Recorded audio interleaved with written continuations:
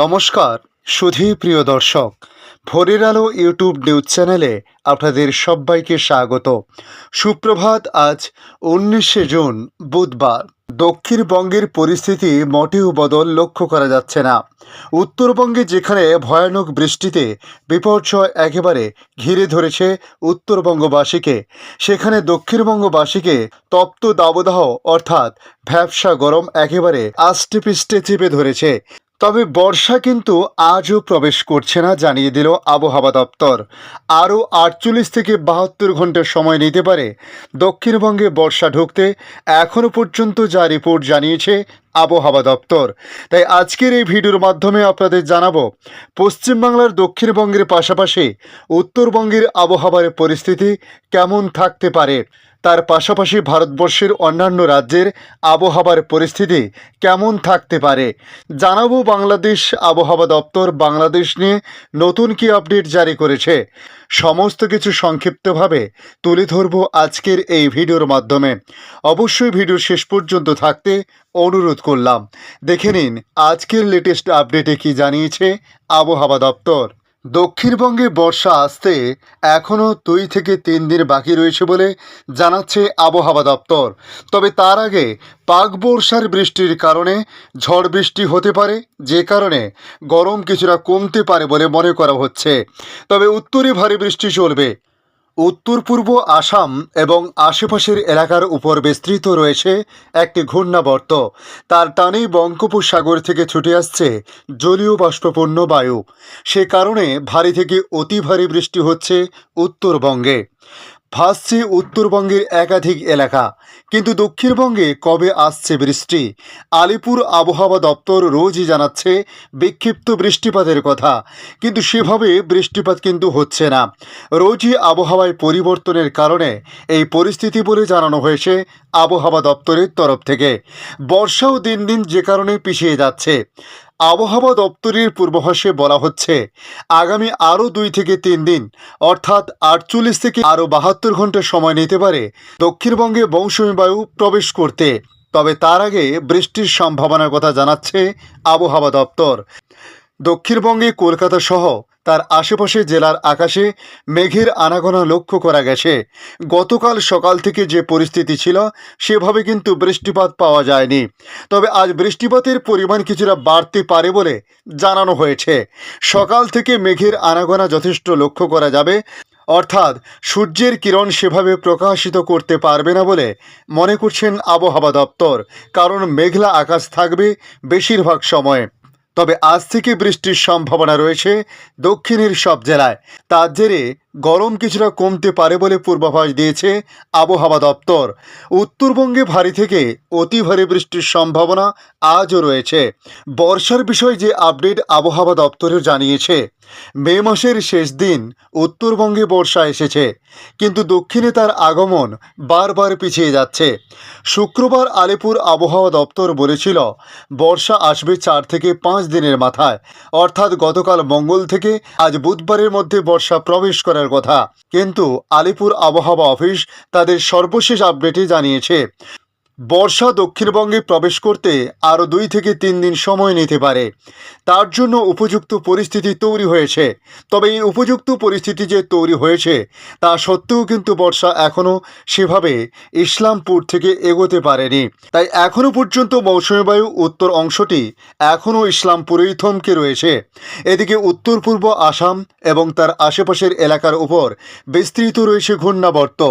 সমুদ্রপৃষ্ঠ থেকে 1.5 কিলোমিটার উঁচুতে। তার টানেই বঙ্গোপসাগর থেকে ছুটে আসছে জলীয় বাষ্পপূর্ণ বায়ু। সেই কারণেই ভারী থেকে অতি ভারী বৃষ্টি হচ্ছে উত্তরবঙ্গে।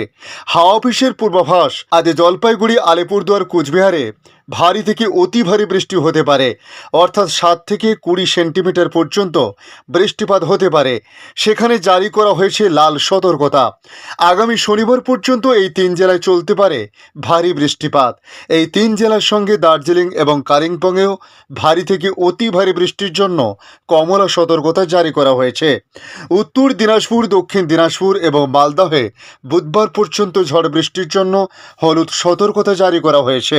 এদিকে কলকাতা সহ দক্ষিণের সব জেলায় আজ থেকে ঝড় বৃষ্টির সম্ভাবনা অনেকটা বাড়ছে বলে জানাচ্ছে আবহাওয়া দপ্তর।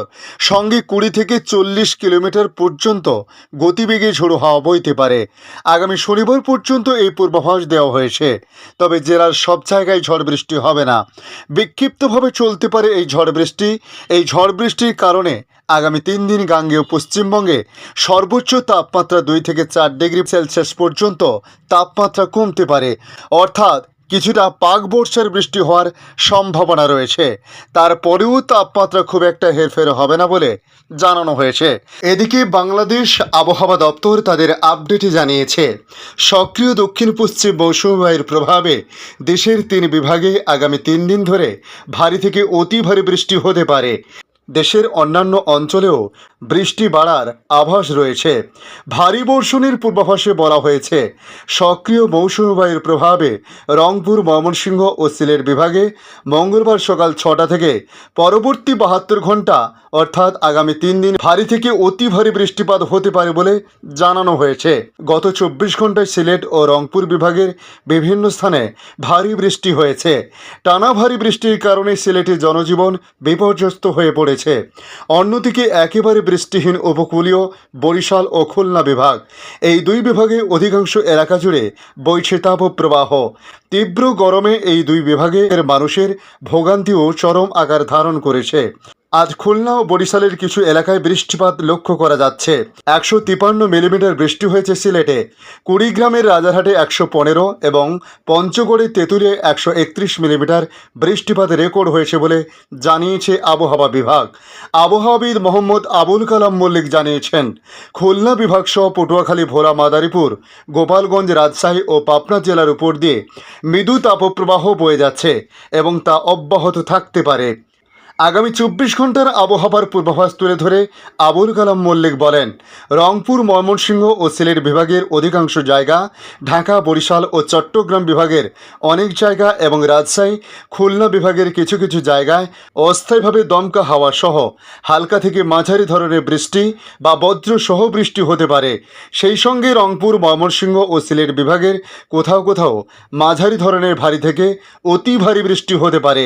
এ সময় সারা দেশে দিন এবং রাতের তাপমাত্রা প্রায় অপরিবর্তিত থাকতে পারে। জলীয় বাষ্পের আধিক্যের কারণে অস্বস্তিভাব বিরাজমান থাকতে পারে বলে পূর্বাভাসে জানিয়েছে এই আবহাওয়াবিদ।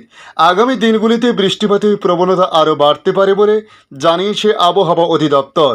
অন্যদিকে মঙ্গলবার সন্ধ্যে 6টা পর্যন্ত দেশের অভ্যন্তরীণ নদীবন্দরগুলোর জন্য আবহাওয়ার পূর্বাভাসে বলা হয়েছে, রংপুর, দিনাজপুর, টাঙ্গাইল, ময়মনসিংহ, কুমিল্লা এবং সিলেট অঞ্চলের উপর দিয়ে দক্ষিণ বা দক্ষিণ পূর্ব দিক থেকে ঘন্টায় 45 থেকে 60 কিলোমিটার বেগে অস্থায়ীভাবে দমকা বা ঝোড়ো হাওয়া সহ বৃষ্টি বা বজ্র সহ বৃষ্টি হতে পারে।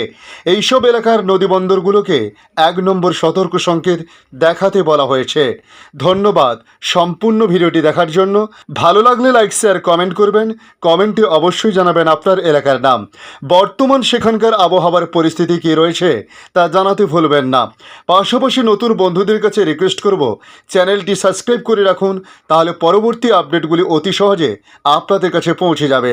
ভালো থাকুন, সুস্থ থাকুন। ধন্যবাদ।